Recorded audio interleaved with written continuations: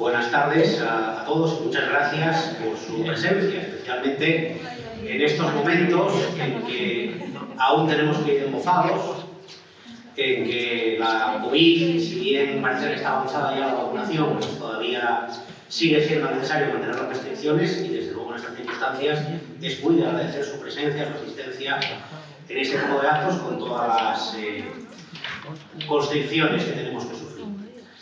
Contamos hoy de nuevo, es un placer como siempre, con Manolo Monereo, buen amigo habitual ya de los actos de la Sociedad Cultural Gijonesa, que viene a presentar su último libro que publica el Viejo Topo y que cuenta con el prólogo de Miguel Riera, Oligarquía o Democracia, España, nuestro futuro. Este libro es una compilación de artículos, de diferentes textos que Manolo viene escribiendo desde hace varios años, en medios como Cuarto Poder, como el Viejo Topo, y donde él desarrolla un análisis de luces largas, porque Manolo Monereo, ante todo, es una persona que, no lo dije por cierto, aunque claro es tan conocido que ya se da casi por supuesto, es jurista, militante histórico del Partido Comunista, del espacio progresista español y pensador político de referencia en nuestro país.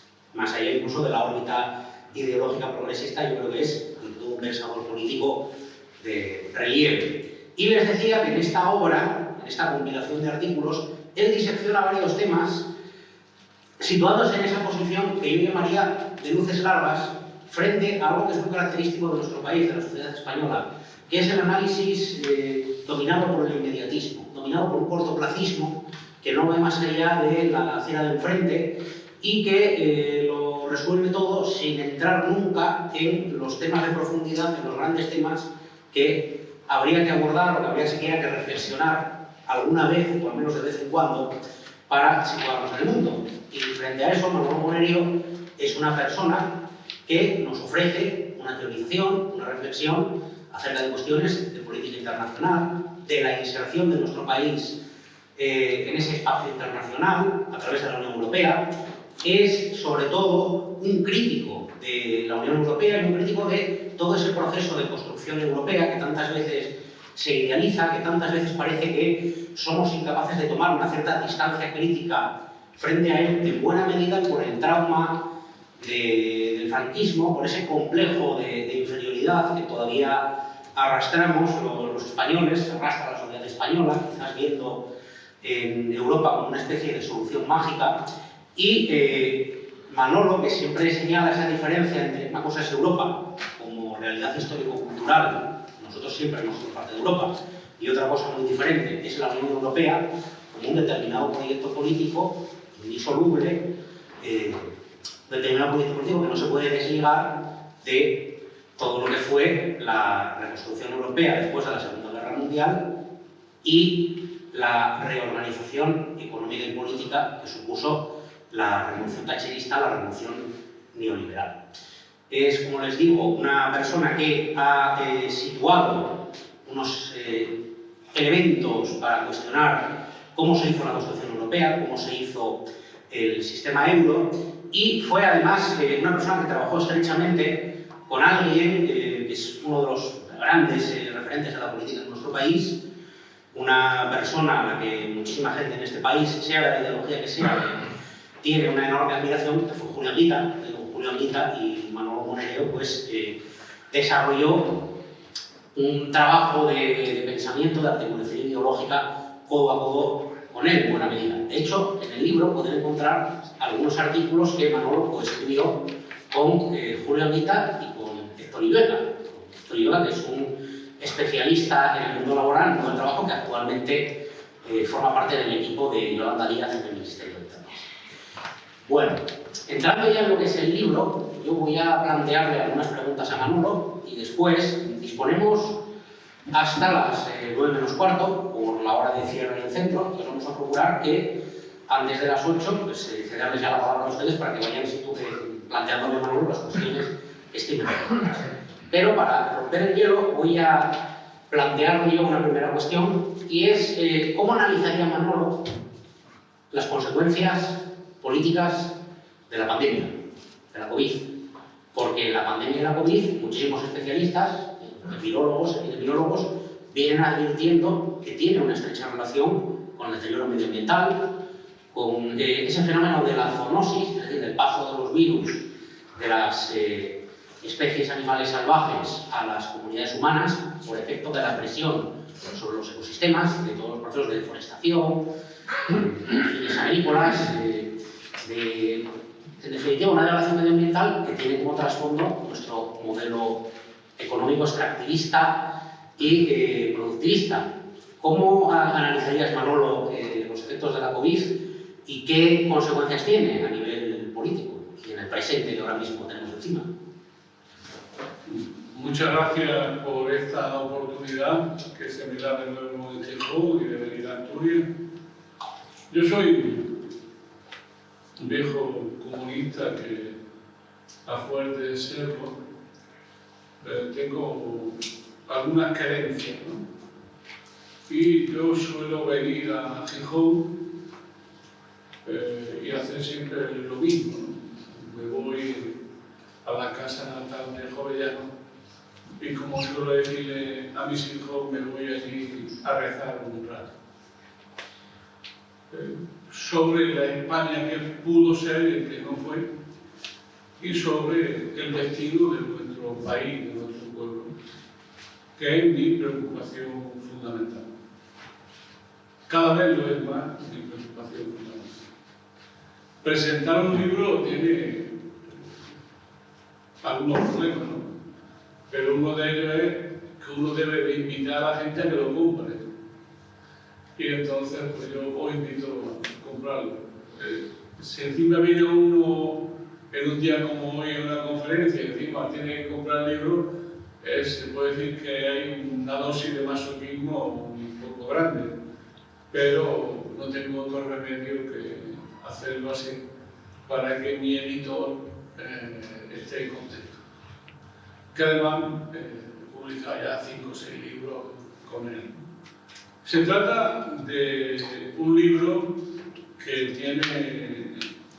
expresa un esfuerzo personal, que es no perder la inteligencia de lo que ocurre, no perder la lucidez por, en este caso, la pandemia, e intentar ir más allá de la pandemia y prever cómo se está configurando el mundo post-pandemia, esto que se llama ahora la nueva normalidad. Y por lo tanto, el libro, que tiene materiales de un poco más de un año, tiene 2 partes, ¿no? Una primera parte son ensayos más largos, de mayor contenido y entrevistas, en el viejo topo, y luego una serie de artículos, algunos de ellos que fueron muy polémicos, que publicamos Anguita, Héctor Illueca y yo en Cuarto Poder, y que fueron objeto de una gran polémica. Todo eso en paralelo con la pandemia y con el esfuerzo de entender lo que está ocurriendo hoy. Así que yo agradezco mucho a la Cultural que me ofrezca esta posibilidad y a Ovidio en particular que se haya mostrado, como siempre, con ganas de presentarme esta actividad. Para entender bien las consecuencias políticas y culturales de cultura política que va a significar el COVID, habría que partir de 3 o 4 ideas que quiero expresar. Una de las cosas más peculiares que vivimos en nuestro mundo publicado y en el mundo controlado por los medios de comunicación es que continuamente se habla de la globalización y de la política internacional y cada vez somos más paletos, cada vez somos más localistas, cada vez salimos menos de lo que ocurre. Yo me acuerdo que en los años 70 muchos de los que estáis aquí, algunos vibrabais con lo que pasaba en Vietnam o en otros países, o en Italia, o o en Portugal o en Grecia, por no hablar de América Latina y del Chile de Allende, y hoy nos encontramos que siempre se habla de la globalización, pero a la hora de la verdad, eso no influye ni en nuestra política ni en el modo de ver la política. Es una contradicción, a mi juicio, muy general y, en este caso, enormemente grave. Una segunda cuestión es la siguiente, que es de orden más bien metodológico, que seguramente puede despertar alguna pasión o alguna crítica a lo que voy a decir, pero lo tengo que decir porque lo pienso. La humanidad no existe. La humanidad es una palabra que empleamos para hablar de muchas cosas. Igual que la naturaleza en abstracto no existe.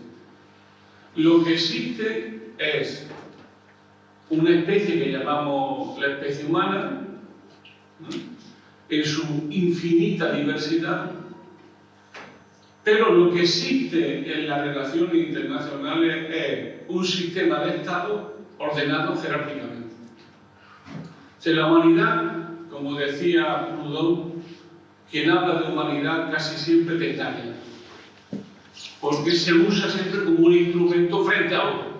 Yo represento a la humanidad, yo represento el progreso, yo te conquisto para traerte el progreso, yo te invado para acabar con tu carácter reaccionario y te voy a dar la posibilidad de civilizarte.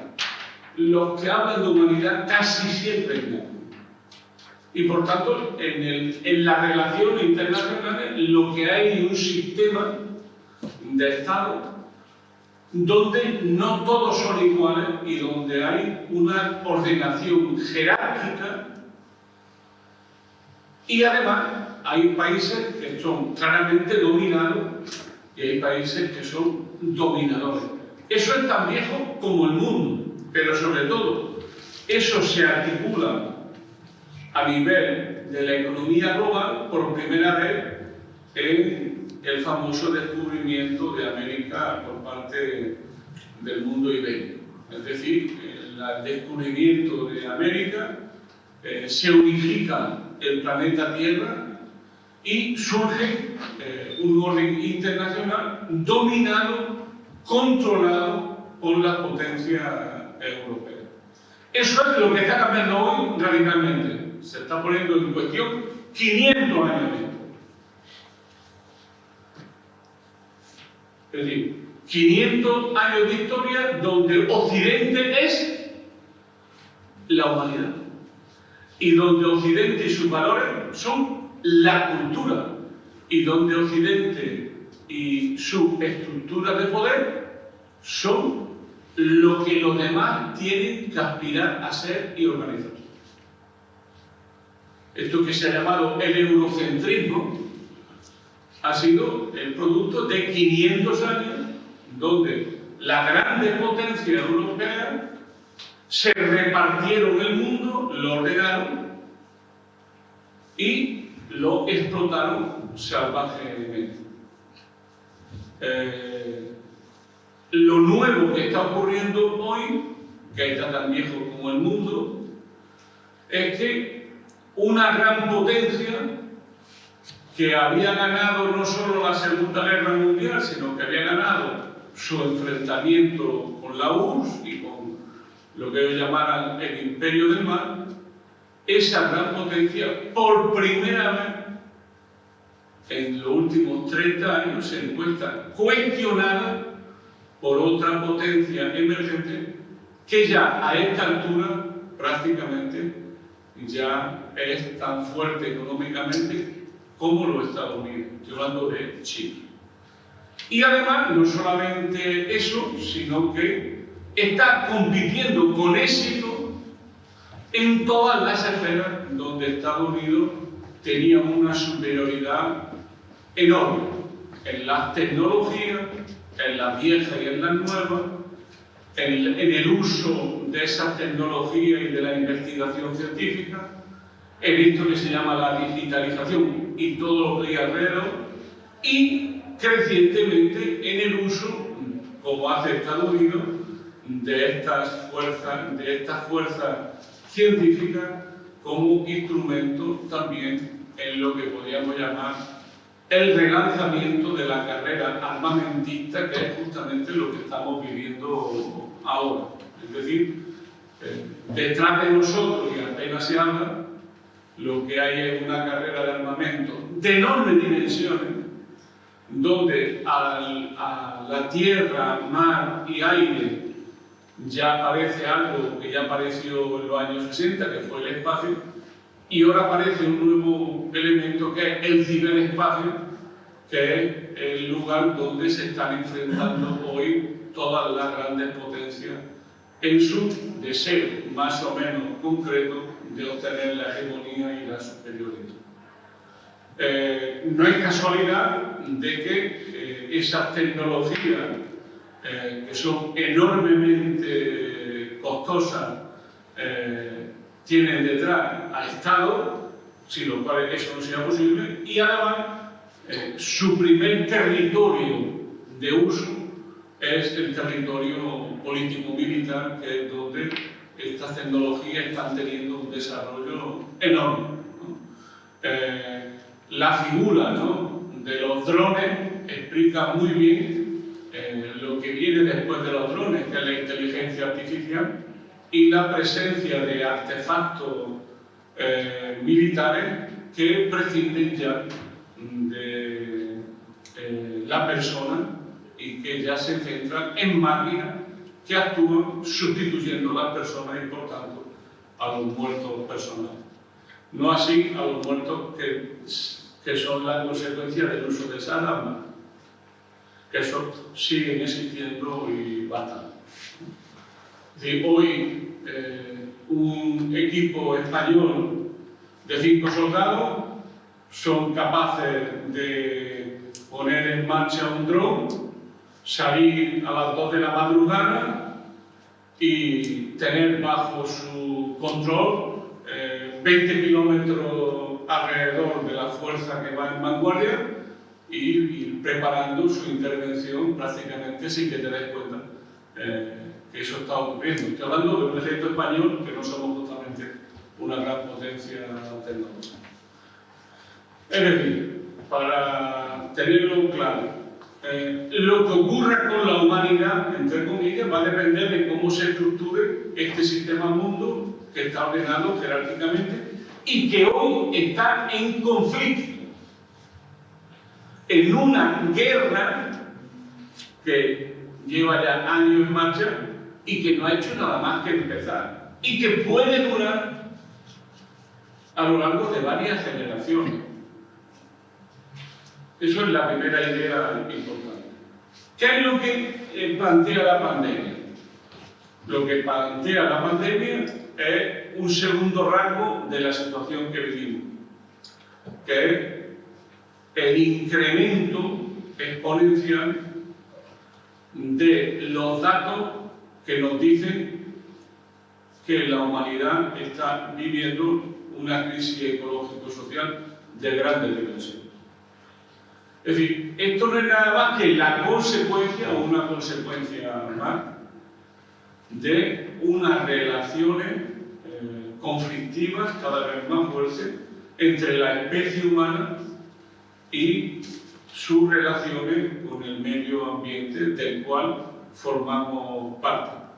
Esto que se ha llamado el antropoceno no es nada más que algo nuevo en la historia del planeta Tierra, que es que una especie se ha saltado la regla ecológica o la regla de poder que equilibraban el planeta Tierra, lo ha sobrepasado y hoy está interviniendo masivamente sobre los grandes equilibrios del planeta Tierra, con consecuencias que la comunidad científica, de una manera casi avasalladora, nos hablen que son catastróficas. Es decir, una situación tremenda donde el COVID, ahora hay una creciente campaña en Occidente, obviamente, para meterle el dedito en el ojo a China, para ver de dónde viene, si viene de un laboratorio o no. Esto ya pasó con otras enfermedades anteriores, pero en el fondo no es nada más que meterle el dedo en el ojo a China y tener motivos de seguir haciendo campaña contra China. Ahora bien, el problema real que hay es que no es casualidad que eso se produzca en China por tres razones. Una, está en un crecimiento enorme económico. Dos, tiene un viejo hábito de consumir animales de especies, digamos, singulares. Y luego, en tercer lugar, hay una presión demográfica muy fuerte en China.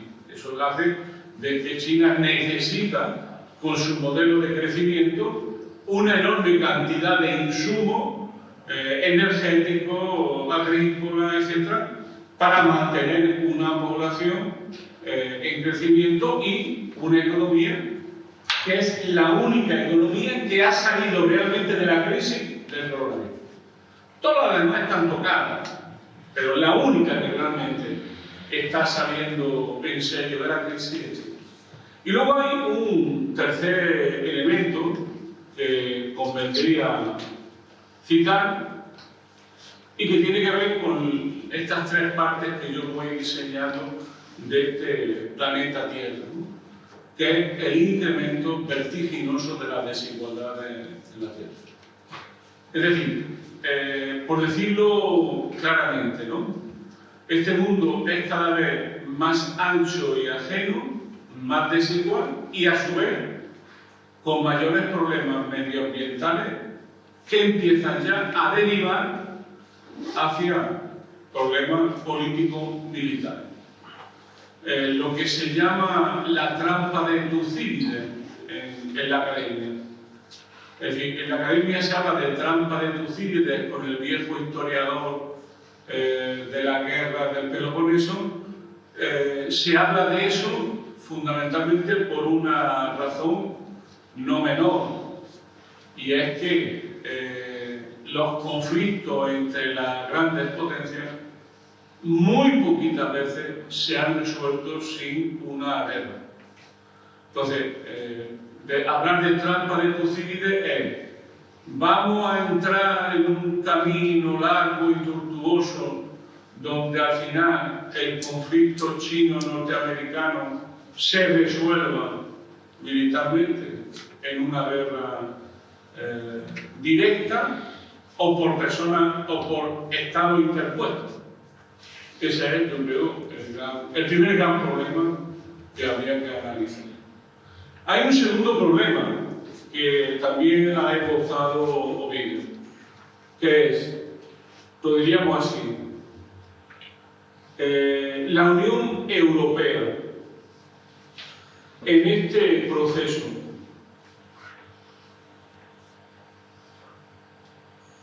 ¿cuál es su posición? Es decir, venimos de un mundo unipolar, donde el socio preferente de Estados Unidos era la Unión Europea y cuyo instrumento bélico era la OTAN. Ahora, ese mundo unipolar no parece que satisfaga a otro Estado y a otra fuerza que van o quieren ir hacia un mundo multipolar y donde haya nuevas reglas que no solo beneficien a la potencia dominante, sino al conjunto de los pueblos que emergen, que además desde el punto de vista demográfico y económico tienden a ser mayoritarios. La pregunta es, ¿qué tiene que decir la Unión Europea de este proceso? A mi juicio, la decisión que ha tomado la Unión Europea es permanecer como aliado fiel de Estados Unidos frente a este mundo emergente. Es decir, ser un aliado de Estados Unidos y de la OTAN contra Rusia y contra China. y el mundo que de una u otra manera se está articulando en torno a estas dos grandes potencias. Siempre queda la incógnita de dónde va a jugar, en qué partido va a jugar la India, pero es evidente que la India será una gran potencia, ya en parte lo es, en 20 años, y que las grandes potencias mundiales serán Estados Unidos, obviamente, pero sobre todo India y China y Rusia. Y Rusia, por tres cosas menos, ¿no? Rusia es el Estado más grande del mundo, con diferencia. Dos, es el Estado que tiene más riquezas naturales del mundo. Y en tercer lugar, es el Estado, hoy por hoy, el único que puede competir militarmente con Estados Unidos. China no puede competir militarmente con Estados Unidos. El presupuesto de China es... el presupuesto de Estados Unidos es 2 veces, casi 3 veces el presupuesto de China. Y lo que quiere Estados Unidos, como ya hizo con la URSS, fue desgastarlo en la política militar para que no pueda dedicarse a otras cosas en el país. Es decir, arruinarlo en una carrera militar que no puedan mantener.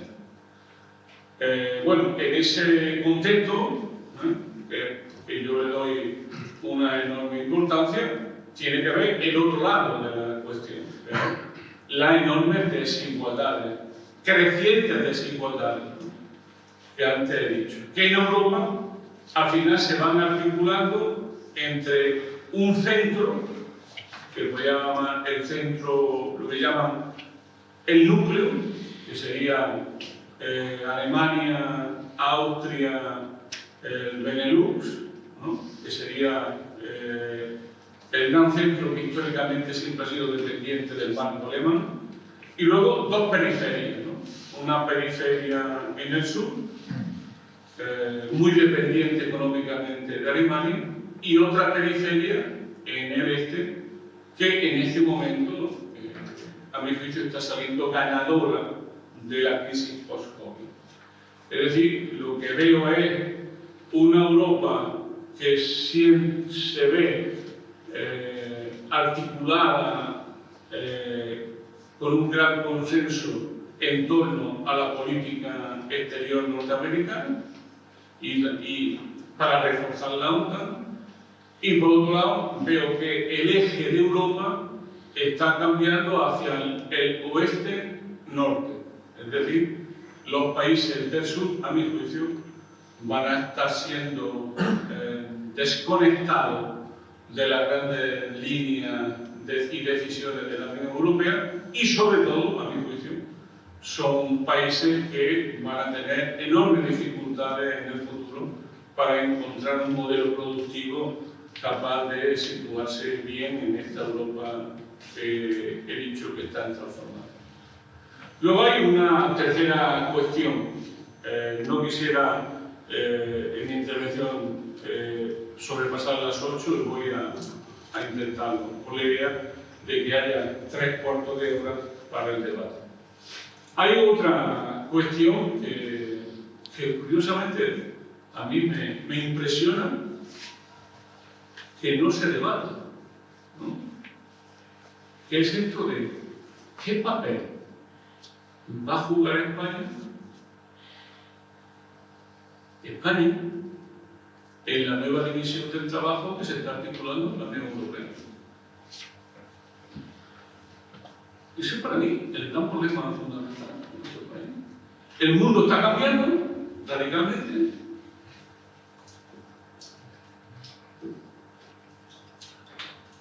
Y por parte de la autoridad, en este caso del gobierno de izquierda, viene un mensaje que viene a decir algo así: vamos a cambiar de modelo productivo simplemente porque vamos a recibir fondos de Europa. A mi juicio, eso tiene muy poca base política real. Pero sin embargo el problema queda claro. O España cambia de modelo productivo, que significa otra manera de insertarse en la Unión Europea, o España, sus hijos, nuestros nietos van a tener enormes dificultades de cada futuro. Es decir, lo que está en juego es una cosa que da casi vergüenza ajena que yo lo tenga que decir. Lo que está en juego es el proyecto España. El proyecto de España. No es casualidad que esté en juego el proyecto de España y que en ese proyecto de España pues, emerjan posiciones nacionalistas españolas y secesionistas. Para mí es parte de lo mismo. Es decir, el proyecto España, es decir, el proyecto de un país unido con una determinada tradición y con unos determinados valores y culturas, permeabilizados por el conflicto social durante décadas, es lo que está hoy en juego. No si está en juego porque se quiere ir Cataluña o los secesionistas se quieren ir. Es por el modo de insertarnos en la Unión Europea y qué consecuencias tiene eso. Lo voy a decir de otra manera, que lo he comentado antes con los compañeros. O sea, el secesionismo no hubiese ocurrido si España fuese un Estado independiente y soberano. ¿Por qué? Porque no había alternativa. O sea, el dejar abierta la posibilidad de una Europa más allá de los Estados y contra los Estados es lo que posibilita que te diga uno, yo quiero ser Estado catalán en una Europa futura unida. Si España es algo que va a morir porque está obsoleta, está anticuado y lo que viene es los Estados Unidos de Europa, pues dejemos España. Y me adelanto y voy a ganar posiciones para ver si me hago más amigo de Alemania, que es lo que a mí me corresponde. Esto tiene, no es solo un dicho, es que tiene mucha importancia. Y lo otro, ¿cuál es? Que si uno ve el proyecto de España y su futuro, debe de tener, y ya voy concluyendo, una idea en la cabeza. Que, oye, hablando de Jovellanos, ¿qué nos pasa en España? Me hacía antes una periodista muy simpática, me hacía una reflexión, ¿no?, sobre esto de España, esto de la palabra oligarquía, que es una vieja palabra griega. O sea, si nosotros vemos la historia recurrente de España desde el año 2 de mayo de 1808, veremos siempre una constante histórica, un hilo que un viejo maestro mío ha señalado de maravilla siempre como historiador, que ese hilo es muy simple, ¿no? Cada vez que hay un intento de renovación democrática del país, los poderes nos dejan una doble alternativa: o golpe de Estado o guerra civil, o una restauración. Nunca una ruptura democrática. Esto es algo que merecería la pena reflexionar colectivamente, porque acaba de ocurrir otra vez. Acaba de ocurrir. Es decir, cada vez que ha habido un deseo de cambio democrático profundo, una democratización de los resortes fundamentales de poder,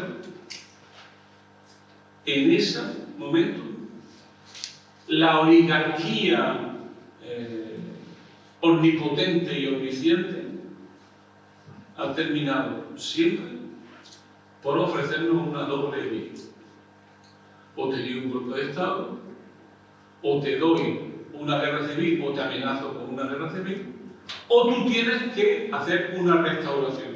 ¿Y qué es una restauración? Es la típica operación lampedusiana. cambiar todo para que todo siga igual. El ámbito es como la gran costumbre nacional.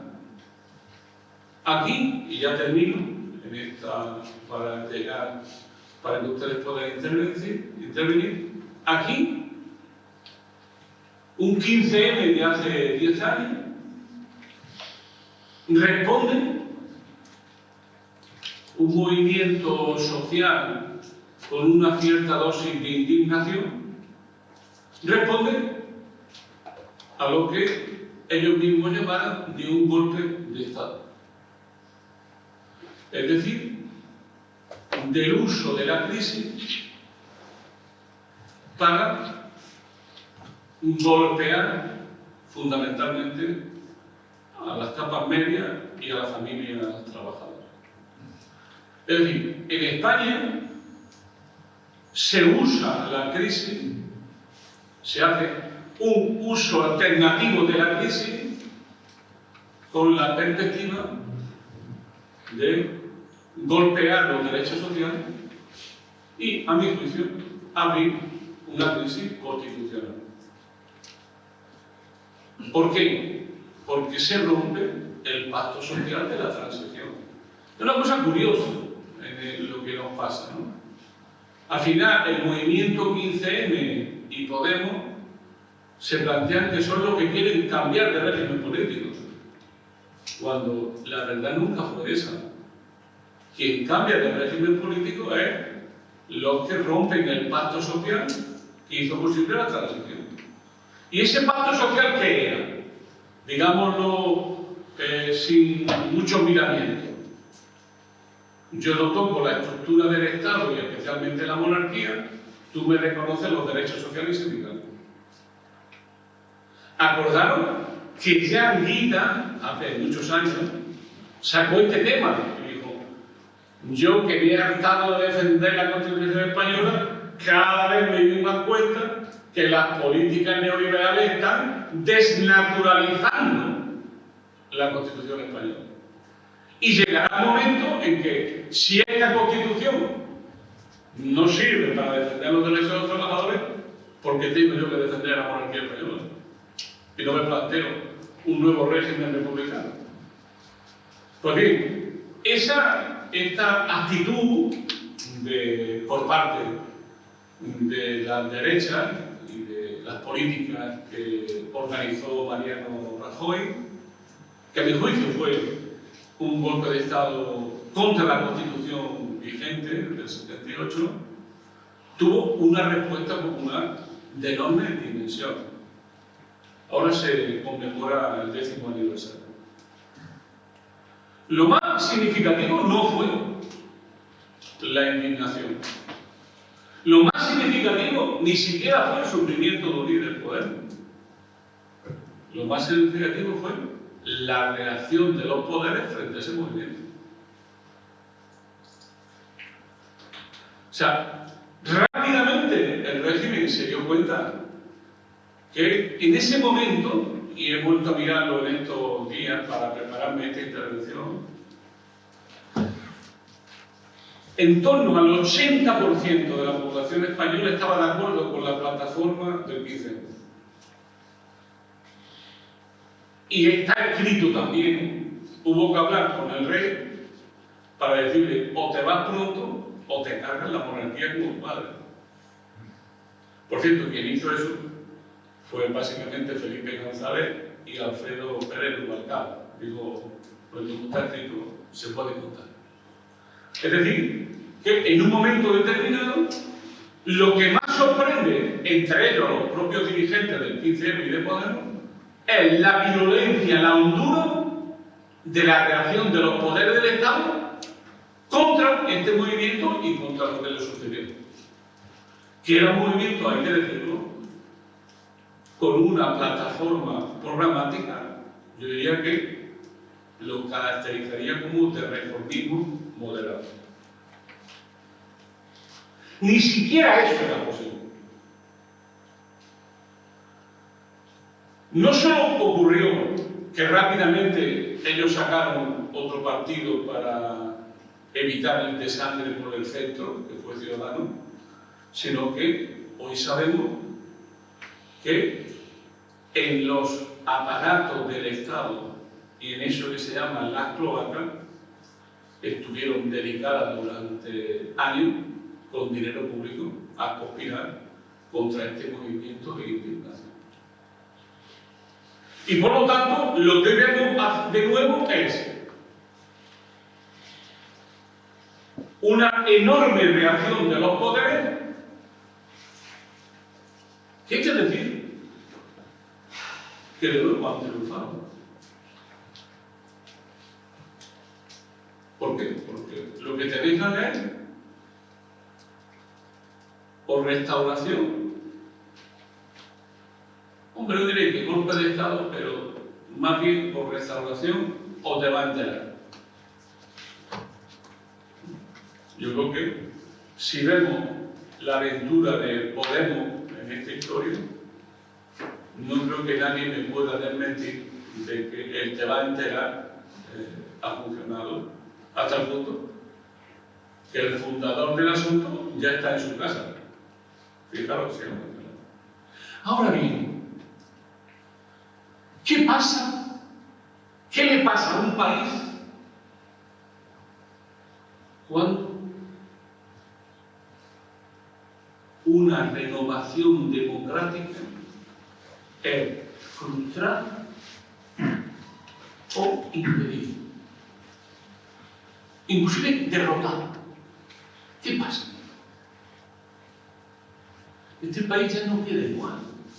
Ya no se vuelve a la situación de partida. El país gira a la derecha. O sea, cuando tú frustras, derrotas, niegas la posibilidad de un cambio democrático, como era el del 15M, pacífico, yo diría que armoniosamente pacífico, tirando a Gandhi, el país ya no queda lo mismo. Y no es casualidad, si a esto se le añade el problema del secesionismo catalán, que el país hoy, por primera vez, tengamos una fuerza franquista, neofranquista, abiertamente en el país con el 15% del voto, que sigue estando ahí y que seguramente inclusive puede avanzar en las próximas elecciones. Es decir, un partido que representa a la vieja derecha española, liberal conservadora, en este caso neofranquista, que abiertamente no tiene problema en decir las cosas que dice. Entre otras cosas, intentar meternos a los comunistas de nuevo en la cárcel lo antes posible. Hay algunos que querían matarnos, también lo han dicho. El problema es que eran militares, por lo cual tenían un problemita un poco añadido peor, ¿no? Pero ese era un elemento fundamental. Y cuando uno ve lo que ha pasado en Madrid, hablando de las consecuencias de verdad de la pandemia, uno no puede nada más que, yo diría que, tomar nota de una situación muy seria. Es decir, de cómo en Madrid la señora Ayuso, como siempre, despreciada y subestimada por las izquierdas, que son elitistas y no se enteran de la mitad, pues no solamente fue capaz de doblar su voto, sino de imponer un discurso que es inimaginable antes de la pandemia. Comunismo, libertad. Esto de anticomunismo, cuando ya hay comunistas, hasta a mí me sorprende. Pero, oye, ¿por qué hace falta, por qué se hace un discurso anticomunista en un momento donde el comunismo es ultraminoritario y además retrocede en casi todas partes, sobre todo en España? ¿Por qué? Y yo creo que quizás la clave lo dio doña Esperanza Aguirre. La clave dijo, doña Esperanza Aguirre dijo, el problema que tengo yo y la Ayuso con Casado, con el presidente del Partido Popular, es que para nosotros la batalla cultural es decisiva. Te encuentras, ¿no? Una señora que no ha podido presentar un expediente serio, y lo que ha presentado es terrible, sobre las consecuencias. Yo he vivido en Madrid y he pasado el coronavirus, mi mujer, 2 veces además, mi mujer. Lo que os puedo decir es que la primera onda del coronavirus en Madrid fue como el viejo poema, ¿no? Madrid es una ciudad de 1 millón de muertos. Este viejo poema lo vivíamos nosotros en nuestras casas, encerrados, pero sabéis que lo estaban viviendo nuestros viejos en la residencia. Han muerto a miles como chinches, y fundamentalmente en Madrid. Eso ya se ha olvidado. Parecería como que aquello fue un destino, no sé si en lo universal, pero fue un destino que nuestros viejos se murieran masivamente, y lo peor, solo, sin que pudiera nadie despedirlo. Los que vivíamos en Madrid en ese contexto encerrado, apenas sin poder salir a la calle, solo con los aplausos, ese mundo, hay que decirlo con franqueza, es lo que ha permitido que Mónica García aparezca como una alternativa a la presidenta de Ayuso. Porque ella, los demás también de Unidos Podemos, pero la gente de Más Madrid y ella fue un martillo pilón contra la presidenta de Ayuso. Al final, lo que consiguió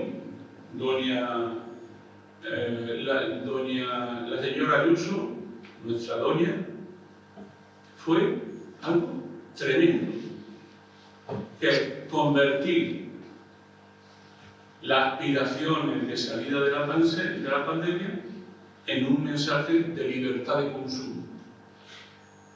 Y han funcionado.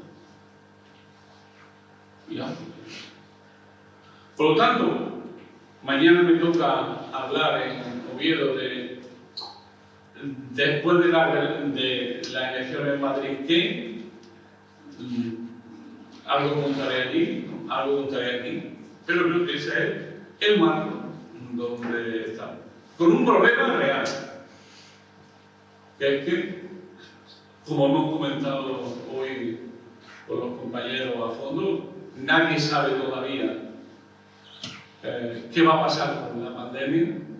La pandemia, a mi juicio, va a convivir con nosotros durante años, y a su vez la pandemia va a convivir en sus distintas mutaciones y en sus distintos cambios, que exigirán todo un aparato enorme, especialmente costoso,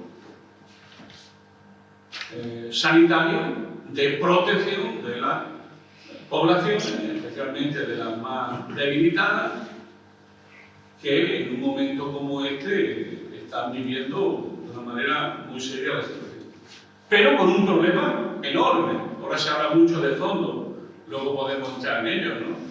Pero no olvidaros que tenemos un dogal, tenemos una guillotina, que inexorablemente un día, el día que decida el nuevo jefe de gobierno alemán, básicamente, alguien dirá: señores, tenemos un gravísimo problema de deuda, tenemos el 120% de la deuda de España, tenemos la deuda más grande de la historia de España desde el siglo XIX, y por tanto hay que pagarla. Me tienen ustedes que traer un plan de austeridad para ver cómo se paga la deuda. Combinar el desarrollo del Estado social y de un Estado sanitario fuerte con restricciones presupuestarias va a ser una cosa especialmente delicada en el futuro. Y por lo tanto, yo creo que estamos en un mundo que lo que nos debe tenemos de saber conocerlo lo mejor posible, lo que hay, ver las grandes tendencias y ver cómo los ciudadanos, las personas honestas, la clase trabajadora, es capaz de intervenir para que no acabe siendo de nuevo la pagana de la crisis y que se pueda construir un país contra la mayoría social, que es lo que está pasando en muchos países del mundo. Les doy las gracias por su audiencia.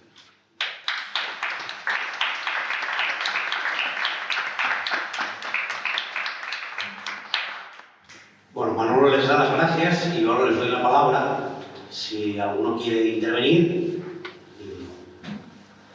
Tienen abierto el micrófono, no sé si hay micrófono, bueno, si quieren. Voy a quitarme porque si no, no hay buena comunicación. La verdad, yo creo que has hecho un análisis bastante profundo, pero bastante pesimista. Con lo cual, a un pesimista como en estos momentos soy yo, me gustaría también poder que se pudiera aportar alguna cuestión positiva en el ámbito de la situación política en España a nivel internacional. Entonces, más o menos voy a hacerte tres preguntas. Yo coincido contigo con el tema de Ayuso, pero en el fondo lo que veo es que en el tema de la pandemia el Gobierno de España no apareció como Estado para resolver de forma unitaria a nivel de todo el Estado, de forma unitaria, la misma solución. Teníamos 17 Estados con 17 iniciativas y muchas de ellas confrontando con los acuerdos o lo planificado por el Gobierno central. O sea, yo creo que la visión del desastre del Estado, de cómo ha tratado el tema de la pandemia, ha influido con una táctica muy construida, muy inteligente por parte del Partido Popular de Madrid, por Ayuso, como decimos muchos, de contrarrestar utilizando todas las debilidades en que hubo a nivel de planificación del gobierno contra la pandemia del coronavirus. Yo creo que ¿cómo ves tú ese tema? Porque la clave ahí es que la única alternativa que los trabajadores tenemos es que el Estado sea útil. Que sea útil. Si el Estado no es útil, a nivel ideológico y político y cultural que tiene hoy la sociedad, pues evidentemente los cantos de sirena, y Ayuso ahí hizo un buen canto de sirena, pues el que consigue el apoyo popular de la clase trabajadora y de los sectores más humildes. Garantizó el empleo en la hostelería, en el sector servicios, garantizó atención médica inmediata a través de una oferta barata de la medicina, de la sanidad privada, mientras el Estado mantenía los centros de salud y la atención primaria completamente cerrada. Y al mismo tiempo confrontaba con un gobierno que representa al Estado y que no ejecutaba unas políticas de acuerdo de resolver y de atender de forma unitaria a nivel del Estado el problema de la pandemia. ¿Cómo ves tú este tema de recuperar el Estado? De recuperar el Estado como fórmula para garantizar una atención y unos derechos democráticos al pueblo español. La segunda pregunta es, en tu intervención a nivel internacional, planteas una situación de un desarrollo de las desigualdades. Pero tú en ese ámbito, ¿qué piensas sobre la crisis global del sistema de producción capitalista de libre mercado, que los economistas, Torres y muchos otros, inciden en la pérdida continuada de beneficios del capital productivo, que proyecta una crisis global de exceso de producción? Y por lo tanto, que de ahí viene lo que es la financiarización de la economía a nivel internacional, y que esto, esa incapacidad de superar esta crisis global que ya viene desde los años 70, esta pérdida de beneficios empresariales, ¿cómo incide esto, esta situación de crisis global, en el enfrentamiento por la hegemonía a nivel internacional de lo que tú llamas las distintas potencias? Y la última pregunta era, situaste a China como una potencia que lucha por la hegemonía, y yo te pregunto, ¿tú no consideras a China un país socialista que desarrolla una economía socialista y que en sus planteamientos no busca la hegemonía, sino la multipolaridad? Bueno, vamos a formular 3 preguntas para que pueda hablar medio minutos más posibles. Entonces, tenía la palabra Playo. Bueno, nada más quería hacer una pregunta. Lo primero, gracias. Usted, que siempre estuvo al lado de Anguita, que nos decía programa, ¿cómo ve que este gobierno que nos dice que es progresista, que firmaron un, para mí, un buen acuerdo político el 30 de diciembre de 2019, donde en ese acuerdo político pone eliminar la reforma laboral, subir el salario mínimo de profesional, bajar los alquileres, eliminar la ley Mordaza, pone las trabajadoras de ayuda a domicilio, las trabajadoras del hogar, serán integradas en el servicio público de pensiones y más cosas que pone, que para mí lo defiendo, ese programa político, no se está cumpliendo? ¿Cómo lo ve usted? Hombre, nada más que ver esa pregunta. Vale, ¿alguien más quiere formular alguna cuestión? Sí, Sara. ¿Cómo interpretas, te lo crees, el giro keynesiano de Estados Unidos? ¿Es posible?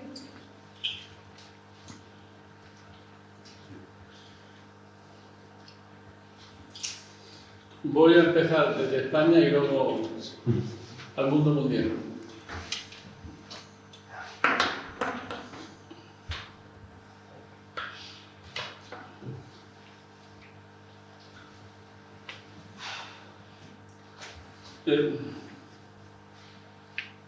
Yo creo que la pandemia, para intentar ser honesto, a todos nos pilló, a todos los gobiernos les pilló a contrapié. Nadie se había tomado en serio las advertencias que se estaban haciendo. Y menos este gobierno, que tenía escasa experiencia y que se encontró en el marco de un debate terrible con una ofensiva de la derecha de enormes proporciones. Los ataques a este gobierno y a la persona de Pablo Iglesias, yo creo que no tienen parangón en la historia democrática, al menos desde los años 70 en España. Un ataque permanente. Y luego, de una u otra manera, el gobierno de España, el gobierno de la izquierda, dio sensación de estar sobrepasado absolutamente por la crisis. Yo en eso no tengo ningún problema en decirlo. El problema de fondo que tiene este gobierno, y que yo modestamente ya dije en su momento, por lo que me opuse a gobernar con el PSOE, fue que, en primer lugar, el Partido Socialista Obrero Español tenía una enorme animadversión a gobernar con Unidas Podemos. Pero no digo que fuese algo desconocido, es que hizo toda la campaña electoral previa bajo el principio: yo no dormiría seguro si estuviera gobernando Unidos Podemos conmigo. No se trata, la política te obliga a hacer pacto hasta con el diablo, no era eso. El problema es que el pacto que se firmó expresaba una relación de fuerza muy diferente y negativa para Unidos Podemos que cuando formuló Pablo Iglesias gobernar con el PSOE. Cuando Pablo dijo de gobernar con el PSOE teníamos 71 diputados y éramos la tercera fuerza política del país. Cuando se firma el acuerdo teníamos 35 diputados o 40, no, 35 diputados, que es lo que tenemos. Y además, la derecha habían irrumpido ya con mucha fuerza, sobre todo Vox, en la Cámara.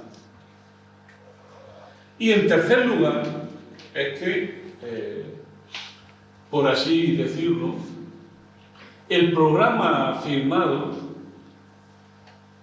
era extremadamente contradictorio con la política que el Partido Socialista Obrero Español defendía.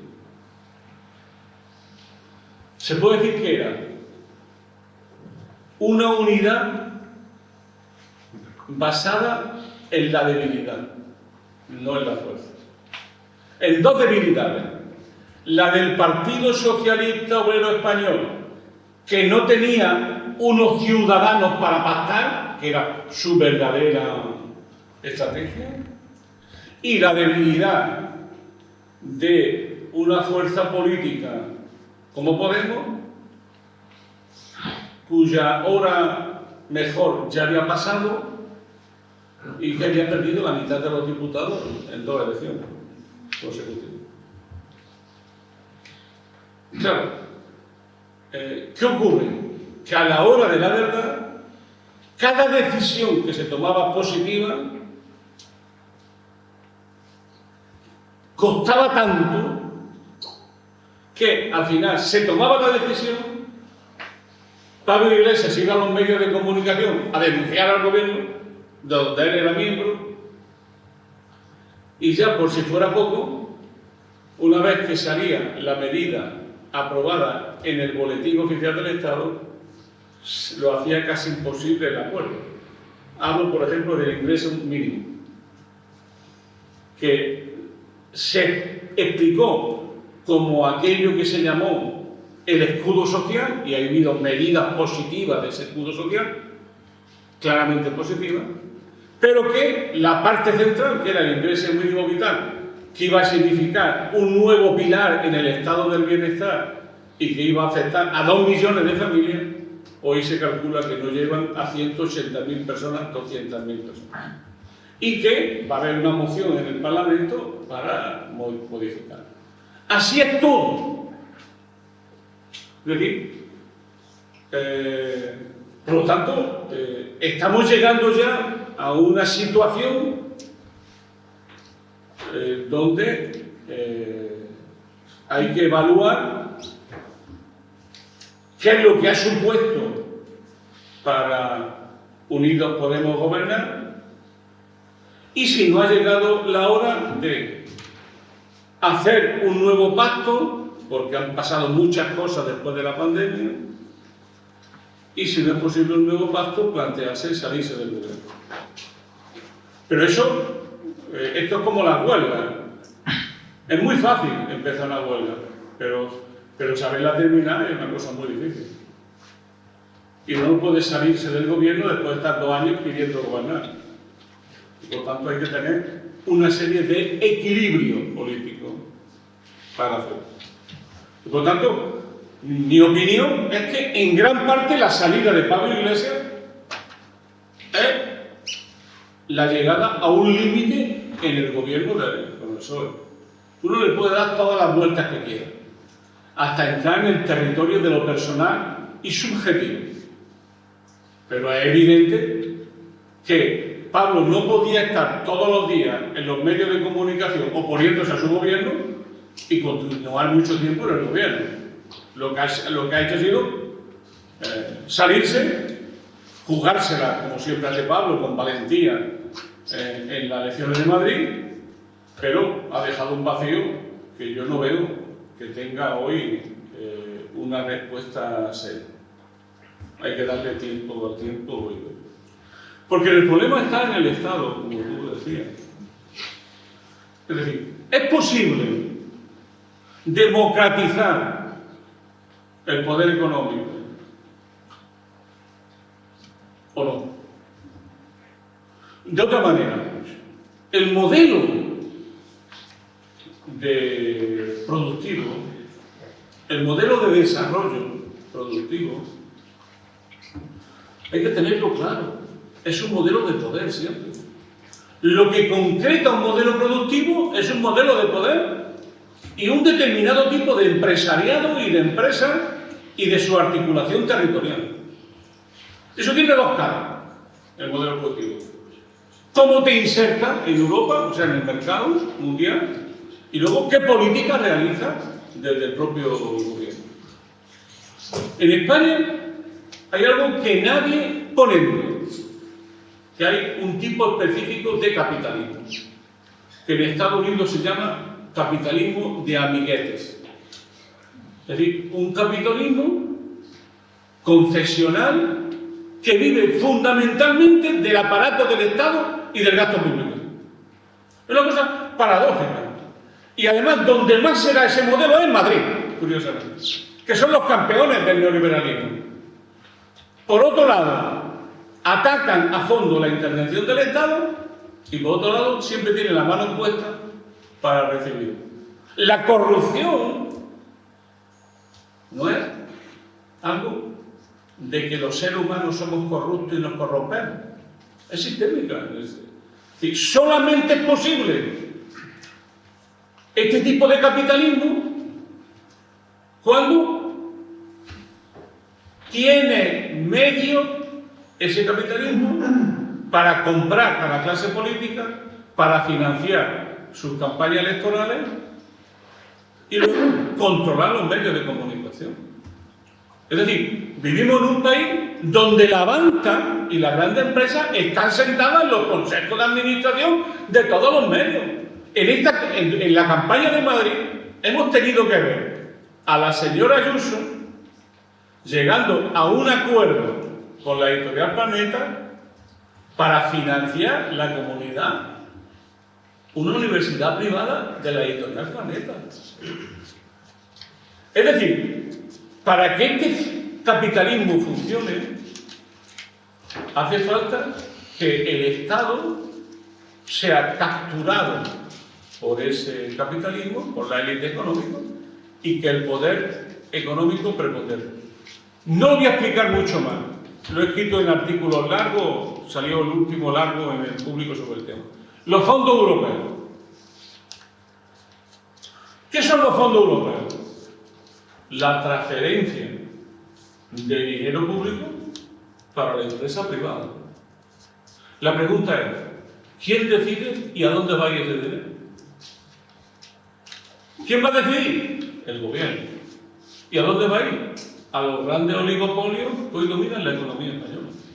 Y hay aquí una paradoja difícil de entender. La oligarquía que se opone al cambio democrático es la misma oligarquía que tú fortalezcas para que te siga poniendo límites a tu propio gobierno. Madre mía. Es que es una cosa impresionante. Esto lo he planteado yo a algún ministro y me han dicho, Manolo, es que no tenemos más remedio que hacer esto porque es lo único que es. Y por lo tanto, para que la economía funcione, tiene que funcionar los oligopolios. Y para que se cree empleo, los oligopolios tienen que funcionar. Entonces, la pregunta que yo le hago a ellos, ¿y creéis que tenéis la fuerza suficiente para reformar el mercado laboral, para acabar con la precariedad, para que baje el precio de la electricidad? Sí, la paradoja es terrible. Esto lo está haciendo un gobierno de izquierda, que será juzgado por esto fundamentalmente. Por esto fundamentalmente. Y es que, y termino, y es que no entendemos bien lo que es el neoliberalismo. El neoliberalismo no es la no intervención. Es un modo de intervención masiva a favor de los poderosos. ¿Qué es lo que ha construido el PP en Madrid? Lo que ha construido el PP en Madrid es un sistema, un régimen, que tiene un objetivo revolucionario del neoliberalismo, que es una fuerza revolucionaria, que es impedir que el neoliberalismo desaparezca. El neoliberalismo, su objetivo fundamental es hacerlo irreversible. O sea, lo que el neoliberalismo hace mejor que nadie no es que Thatcher sea neoliberal, es que el que viene detrás de él, o sea, Tony Blair, también lo sea. Ese es el poder del neoliberalismo. Te crea un tipo de relación entre el Estado y la sociedad civil que te permite perpetuar tener poder y que cuando la señora Ayuso sale de las elecciones ya tiene el 30% del voto organizado desde la propia sociedad civil. Es decir, pongo un ejemplo de los muchos que pueda poner. Si yo te entrego una universidad privada, ¿qué estoy haciendo? Estoy creando pensamiento, estructura y cuadros neoliberales de esa universidad.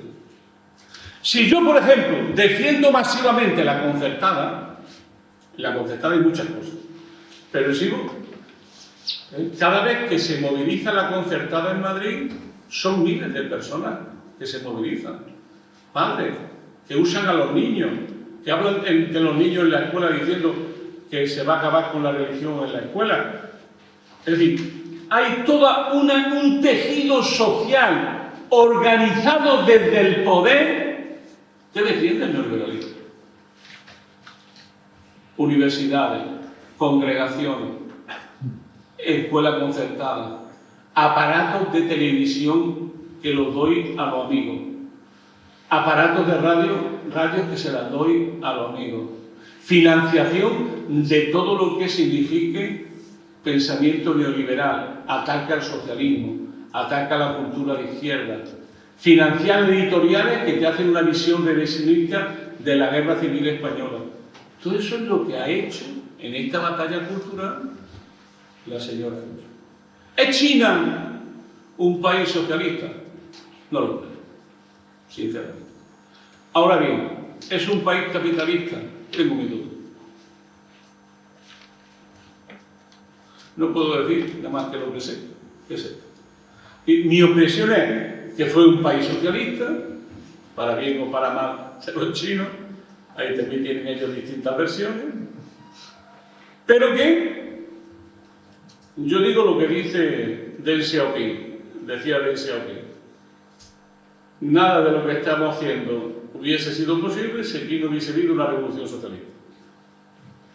Y la segunda, que también quiero decir, es que hoy el Estado, la República Popular China, ellos no se consideran un Estado desarrollado. Ellos consideran que con su nivel de renta per cápita no es un Estado desarrollado, por mucho que su economía ya sea más grande que la de Estados Unidos, pero ellos consideran que no están desarrollados porque siguen teniendo desigualdad interna, etcétera, etcétera. Y hay que decir una cosa en esta historia, que no se debe de olvidar. China ha conseguido el año pasado acabar con la pobreza. Lo que se llamaba la pobreza extrema está superada en China. Ahora hay la pobreza relativa, que lo hay en muchos países, que lo sigue habiendo, y por ello, mientras que sigan teniendo pobreza relativa, siguen pensando que nunca será un país desarrollado. Solamente. Ahora bien, se han puesto fechas para conseguirlo. En el año 2049, el centenario de la revolución china que llevó a Mao Zedong al poder, ellos quieren convertirse en un Estado desarrollado y el Estado más importante del mundo, por su nivel tecnológico, por su capacidad de relaciones con los demás pueblos, por su capacidad de ayudar al desarrollo. Ellos tienen una visión hegemónica. En principio no, pero eso está por ver. Ahora bien, es de suyo del viejo imperio del Medio que ellos nunca hayan aspirado a ser una potencia dominante frente a otra. Ellos lo que han aspirado es a diseñar un tipo de relaciones internacionales donde ellos tengan un peso decisivo. Y eso no se hace si no es con acuerdo con otras naciones. El problema decisivo es este, que es por lo que yo no soy pesimista bajo ningún concepto. Que un mundo multipolar es mucho mejor para los pueblos, para las sociedades y para la izquierda que un mundo unipolar dirigido por Estados Unidos. Un mundo donde tú puedas aprovecharte de las diferencias entre las grandes potencias y donde se cuestione el orden neoliberal, a mi juicio, eso es positivo para los pueblos y nos da un escenario más positivo que el anterior. Y ahora viene Biden, que es siempre el gran mito del presente. Hay como dos posiciones, ¿no? La posición del gobierno, incluidos los dirigentes de Unidos Podemos, que en esto están unificados con Pedro Sánchez, es que Biden es un nuevo paradigma a nivel mundial. Y lo comparan con Roosevelt. Yo conozco lo suficiente bien la historia para decir, oye, no comparemos, no hagamos estas cosas, ¿no? Hay que ser prudentes y serios, ¿no? ¿Qué ocurre? Después, sobre todo, hay que ver a Biden en función de Donald Trump y en la pugna con Donald Trump. Sí, se puede decir que el establecimiento, lo que se llama en Estados Unidos el establecimiento, ha conseguido echar a Donald Trump. Fijaros que el presidente más votado de la historia de Estados Unidos es Joe Biden. Y el segundo presidente más votado, y el segundo más votado de la historia de Estados Unidos es Donald Trump. Es decir, estos dos llegaron con una poca diferencia y era evidente que los grandes poderes económicos y los grandes poderes mediáticos tenían como objetivo quitarse del medio a Donald Trump, que les parecía, como diría yo, problemático en muchos temas. También en las relaciones internacionales. Era el único presidente que habló mucho y amenazó mucho de Estados Unidos, que nunca se metieron en una guerra y que salió todas las que pudo. Ahora bien, ¿cuál era la unidad que tenía Biden con Donald Trump? Es definir con precisión al enemigo. Y el enemigo, el rival sistémico, la amenaza sistémica, le podéis poner todos los nombres que yo les pongo, es China. Entonces, Estados Unidos, en esto funciona a las mil maravillas, dice, tenemos que impedir que China se convierta en una potencia que pueda cuestionar la hegemonía de Estados Unidos y mucho más superarlo económicamente. Eso Estados Unidos no lo va a consentir y entonces ha puesto en marcha un proceso que puede durar 15, 20 años, donde irán acumulando fuerza, irán cercando a China, irán creándole problemas internos y externos hasta que consigan derrotarlo. Eso no tengo ninguna duda de eso. Otra cosa es si lo consiguen o no lo consiguen. Claro, eso tiene muchos problemas, que es que el otro se deje, es decir, y China no se va a dejar. Pero todo ya está encima de la mesa, ¿no? Si vemos los medios de comunicación, el ataque a China es continuo, el ataque contra Rusia es continuo y la amenaza contra que Rusia y China significa para Occidente es continuamente puesta en pie. Es siempre una mentira gigantesca, porque la desigualdad de fuerzas militares, sobre todo entre Estados Unidos y China, es de tal magnitud que se puede decir que podía tardar 20 años China en superar a Estados Unidos. Estados Unidos tiene ahora mismo el 40% de todo el presupuesto militar del mundo es norteamericano.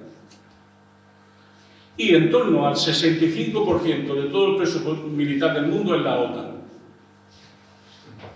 Todo lo demás se lo dejan para muchos países.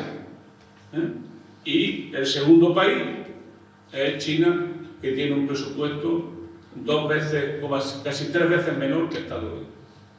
Es decir, superar a Estados Unidos. Pero es que Estados Unidos tiene 700 bases militares en 86 países del mundo. ¿Sabéis lo que eso significa? Estados Unidos te puede mandar 250.000 hombres en un mes en cualquier parte del mundo por su armada. Tiene una armada que no tiene comparación con la armada de China o de Rusia. Claro, si nos ponemos bravos, es decir, si usamos lo nuclear, duramos todos 5 minutos. Pero se puede decir que, como siempre ocurre, las estrategias de Estados Unidos son anticipadas. Es decir, lo que Estados Unidos está diciendo es, dentro de 20 años tú serás más fuerte que yo y lo voy a impedir. Entonces me anticipo y ya te punto. La otra cara de la moneda es que para tú conseguir el consenso del pueblo norteamericano en una estrategia de ofensiva político-militar tecnológica contra China, tienes que recuperar el consenso con la población. Es decir, las políticas sociales de Biden pretenden sobre todo incluir a las minorías étnicas que están viviendo casi una guerra civil armada entre la minoría negra y la minoría blanca. Como los datos es que se va creciendo un antagonismo de casi guerra civil. Claro, con eso, ¿cómo puedes tú plantearte una estrategia contra China? Es imposible. Entonces, la paz social es un instrumento de consenso para la ofensiva contra China de Estados Unidos y para que Estados Unidos sea presentable ante el mundo diciendo, oye, estoy invirtiendo más que nadie, estoy luchando contra el racismo, estoy defendiendo. Algo parecido o idéntico hizo ya Johnson en la época de Vietnam. En la época de mayor desarrollo de los derechos sociales de Estados Unidos, en la época de Johnson, y no por casualidad, era el modo que tenía Johnson de ganar consenso social en un momento en que miles de norteamericanos estaban muriendo en una guerra en el quinto lío. Entonces, eso es lo que yo creo que es la otra cara. Ante esto, yo no voy a discutir mucho si hay un cambio de paradigma o no. Lo que les digo a mis compañeros que están en el gobierno y diputados, digo, oye, no me convencéis a mí. ¿Estáis convencidos de que Biden es Roosevelt? Pedir más, luchar más, reivindicar más a la izquierda, más gasto social, poner fin a las políticas de austeridad, poner fin a Maastricht y al Tratado de Maastricht. Es decir, si yo no tenéis que convencerme a mí, ¿pensáis que esto es un cambio real de paradigma y que las cosas van a cambiar? Perfecto. Seamos más de izquierda. Exijamos políticas más de izquierda. Seamos más comprometidos. ¿Por qué? Porque nos apoya Biden. Porque nos apoya la Comisión Europea, ¿no?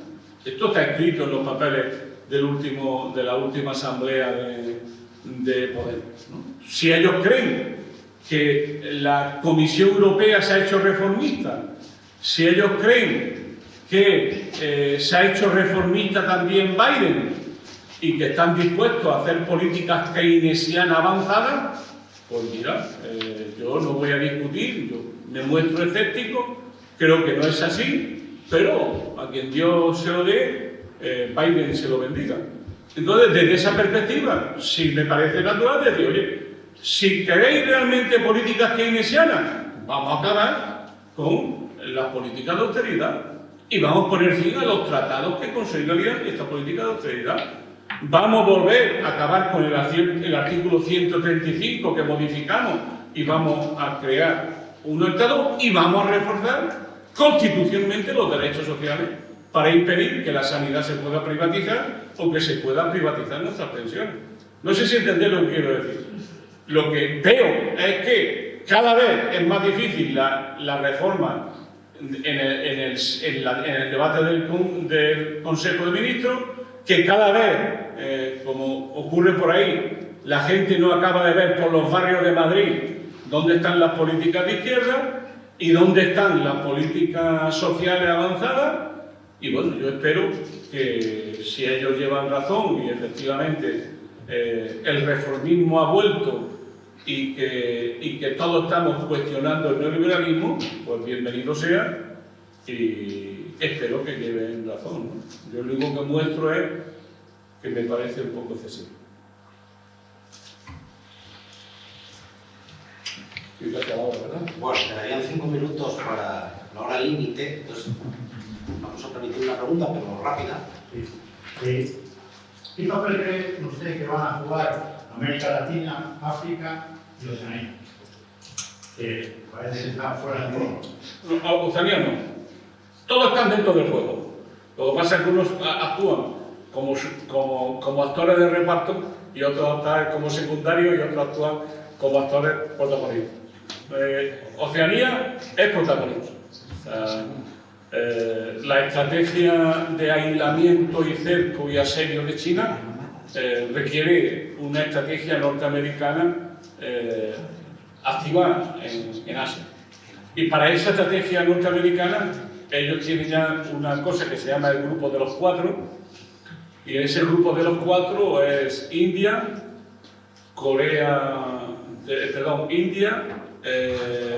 Japón, Nueva Zelanda y Oceanía. Estos son el Grupo de los Cuatro, a los que habría que añadir Corea del Sur y Indonesia. Pero claro, todos estos grupos son ambivalentes. Lo que está claro es Oceanía, pero Oceanía acaba de firmar un acuerdo económico con China de enorme magnitud. ¿Lo va a romper?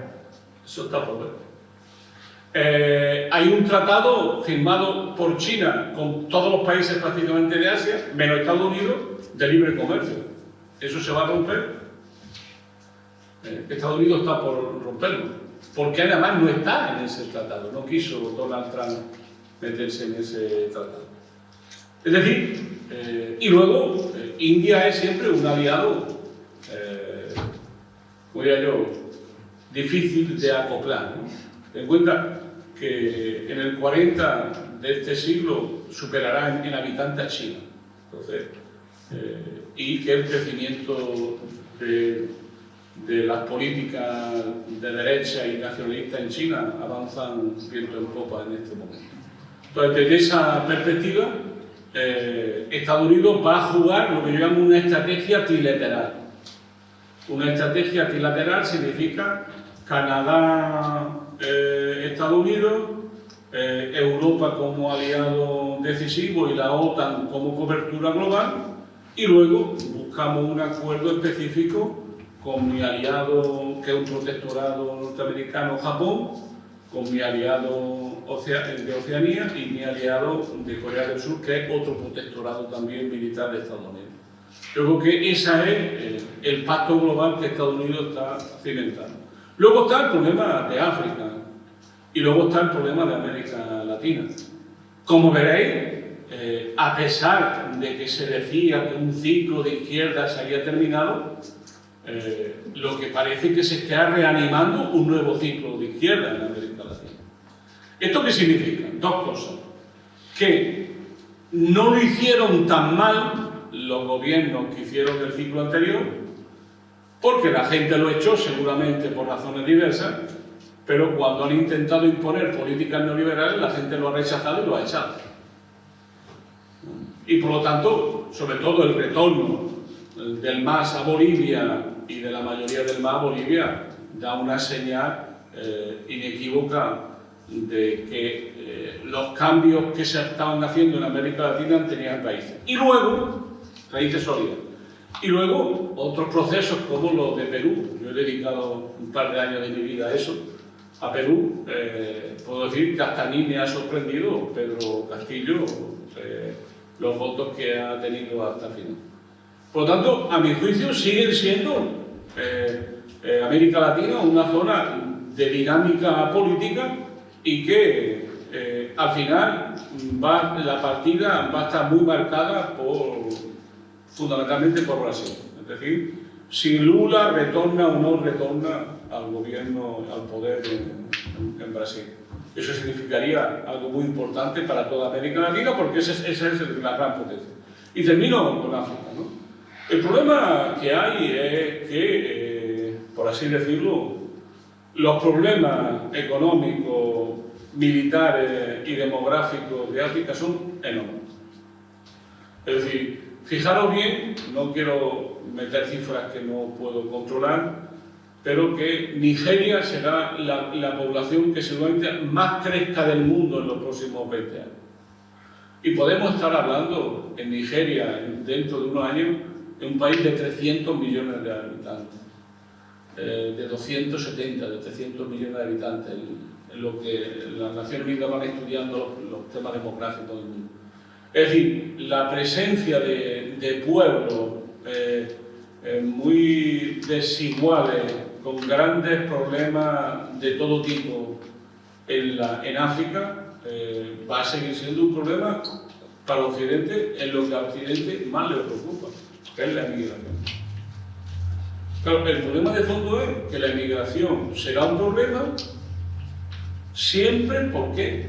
Porque si no se desarrolla África, si África no tiene mecanismos de respeto a los derechos económicos de los pueblos, de un Estado que actúe realmente en favor de las mayorías sociales, mientras que las mafias y las grandes multinacionales controlen África, es evidente que no hay posibilidades de cambiar. Nadie estaría más interesado que Europa en cambiar las reglas en África. Lo que pasa es que Europa es parte del problema y no está en la solución.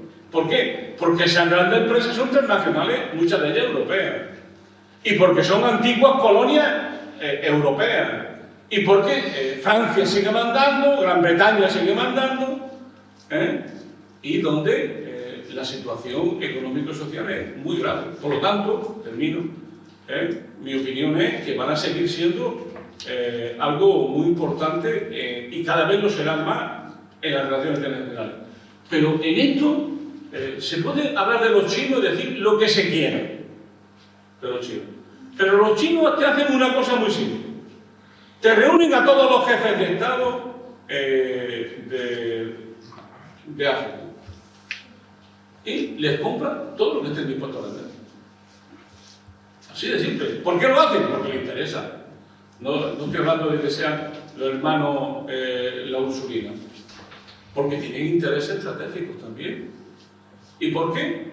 Llegan con dinero en la mano y se lo dan. Y de aquí para y mañana lo que. Es decir, este tipo de condicionalidad que los grandes préstamos te mete el Fondo Monetario Internacional, que te condiciona los préstamos, que te condiciona los modelos de comercio, te condiciona dónde invertir, cómo invertir, todo eso los chinos no intervienen. Chinos tienen programas, tienen planes, los desarrollan y esto vale tanto. Ponen su dinero encima de la mesa. No lo hacen con Ursulina, no regalan nada. Ahora bien, si hacen negocios que, como ellos dicen, son mutuamente beneficiosos. Y claro, eso hace que cada vez más China tenga una influencia decisiva en América Latina y la tenga en África. Y a mi juicio cada vez lo tendrá más. ¿Sabéis por qué? Porque cada día tienen más dinero y no condicionan su dinero nada más que a intereses comunes. Bueno.